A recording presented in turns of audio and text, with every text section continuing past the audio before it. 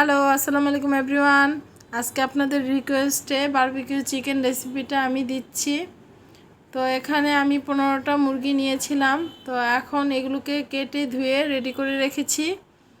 তো এখন চিকেনগুলোকে ভালোভাবে কেচে নেওয়া হবে।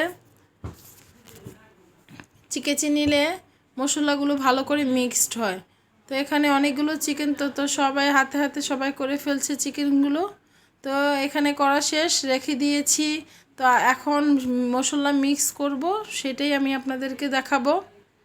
তো এখানে এখন দিয়ে দিচ্ছি আদা রসুন পেস্ট। তো 15টা মুরগির জন্য প্রায় 700 গ্রামের মতো আদা রসুন পেস্ট করে নেওয়া হয়েছে।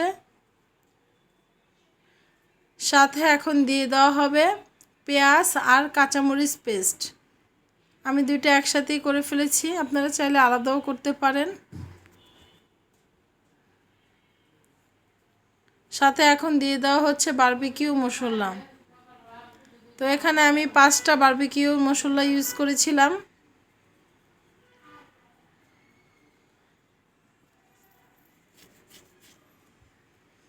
সাথে এখন দিয়ে দেওয়া হবে টক দই।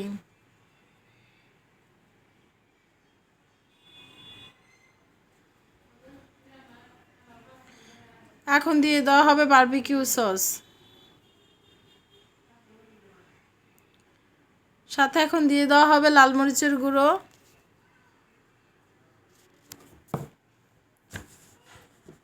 আর দিয়ে দেওয়া হবে হলুদের গুঁড়ো। আর সাথে আরও কিছু অ্যাড করছি, টমেটো সস। তো এই টমেটো সসটা হচ্ছে হোমমেড, আমি নিজেই তৈরি করেছি। তো সেই রেসিপিটা আমার চ্যানেলে দেওয়া আছে, তো দেখে নিতে পারেন। এখন দিয়ে দেওয়া হবে পরিমাণ মতো লবণ।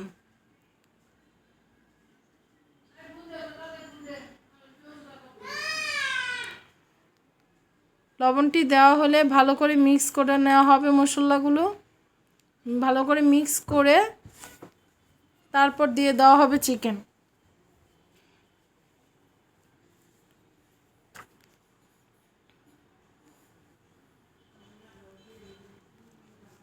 সব মশলা মিক্স করা শেষ, এখন দিয়ে দিচ্ছি মুরগিগুলো।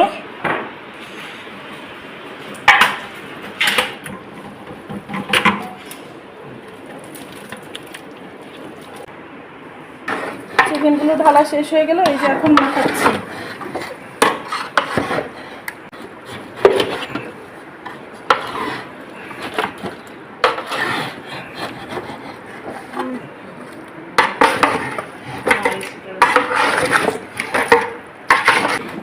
ভালো করে মিক্স করতে হবে। তো আমরা এগুলোকে ম্যারিনেট করে রাখবো 3 থেকে 4 ঘন্টার মতো। তাহলে কি হবে, মশলাগুলো ভালো করে চিকেনে ঢুকবে। তো বারবিকিউ করলেও খুব মজা লাগবে। এই যে শেষ হয়ে গেল, এখন রেখে দিচ্ছি। প্রায় 4 ঘন্টার মতো রেখে দিব। তো 4 ঘন্টা পর আবার দেখাচ্ছি আপনাদের সাথে। এই যে 4 ঘন্টা পর দেখুন কি সুন্দর ম্যারিনেট হয়ে গেছে চিকেনগুলো।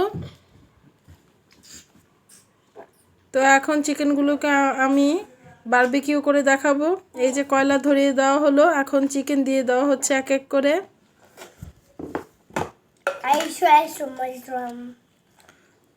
এই হয়ে গেল চিকেন বারবিকিউ। তো এভাবে বাসায় তৈরি করতে পারেন। আল্লাহ হাফেজ।